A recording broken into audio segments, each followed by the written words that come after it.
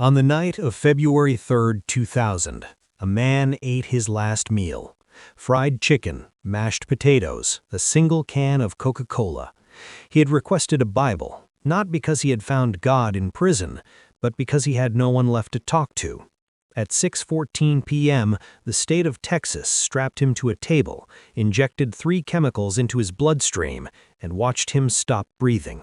His name was Claude Jones, and 3 days later a forensic laboratory would prove beyond any doubt that he had never committed the crime that killed him. It started with a phone call, November 14, 1989.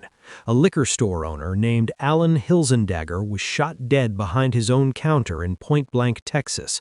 Small town, population 600, the kind of place where everybody knows everybody and rumors move faster than police reports. Within 48 hours, law enforcement had a suspect, Claude Jones, a career criminal with a violent past, on parole at the time of the murder. Investigators said he matched a description. They said witnesses placed him near the store. What they had was almost nothing. No fingerprints, no murder weapon, no eyewitness who actually saw the shooting. What they did have was a single strand of hair, found on the counter where Alan Hilzendager died. That strand of hair became everything. The prosecution built their entire case around it. A forensic analyst took the stand and told the jury with complete confidence that the hair belonged to Claude Jones. The jury believed him. Claude Jones was sentenced to death. Here is something most people never understand about the American death penalty system. It is not designed to find truth. It is designed to reach finality. Once a conviction is locked in, the system's entire weight shifts toward one goal: execution. Appeals are denied. Evidence requests are blocked. Lawyers are overworked, underfunded, and exhausted. Claude Jones spent 11 years on death row maintaining one thing: that the hair was not his. He filed appeal after appeal, requested DNA testing of that single strand of evidence. Modern DNA technology that didn't exist at his original trial, could now determine with scientific certainty whose hair that actually was. His requests were denied, every single one. The court said the evidence was sufficient. The court said the trial was fair. The court said there was no basis for further review.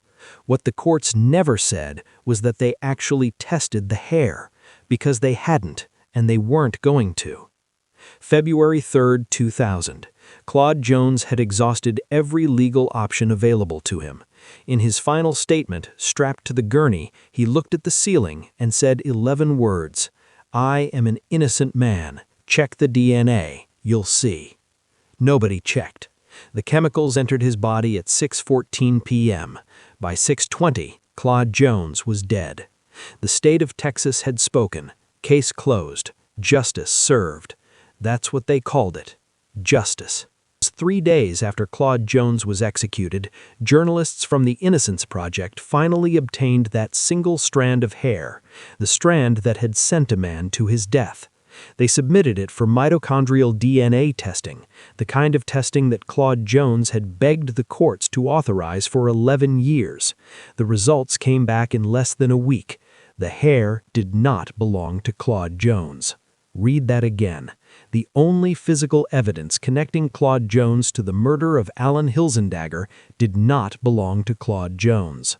The forensic analyst who had stood in front of that jury and declared with absolute certainty that the hair matched their defendant was wrong, or worse. The science he used, microscopic hair comparison, had already been discredited by the FBI itself years before Claude Jones ever went to trial. They knew the method was flawed. They used it anyway.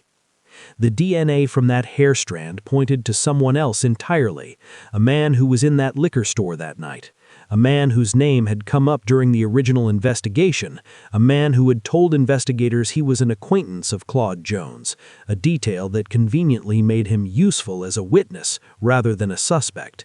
That man was never charged. He died a free man. His name has been reported in court documents and investigative journalism, but never resulted in prosecution because Claude Jones was already dead. The state had already closed the file. Reopening it would mean admitting something no government does easily, that they killed an innocent man, in cold blood, with a needle, in front of witnesses, and called it justice.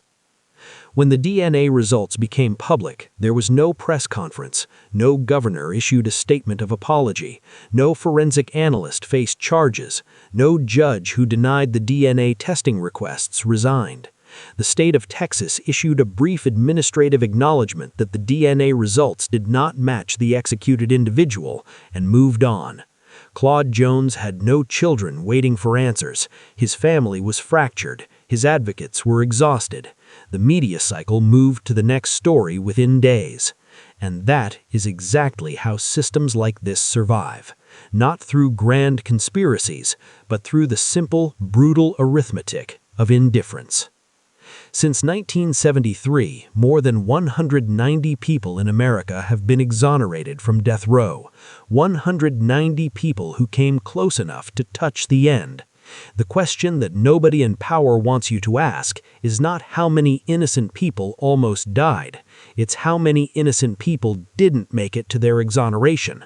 How many Claude Joneses are there whose evidence was never tested, whose appeals were never heard, whose last words dissolved into a room that wasn't listening?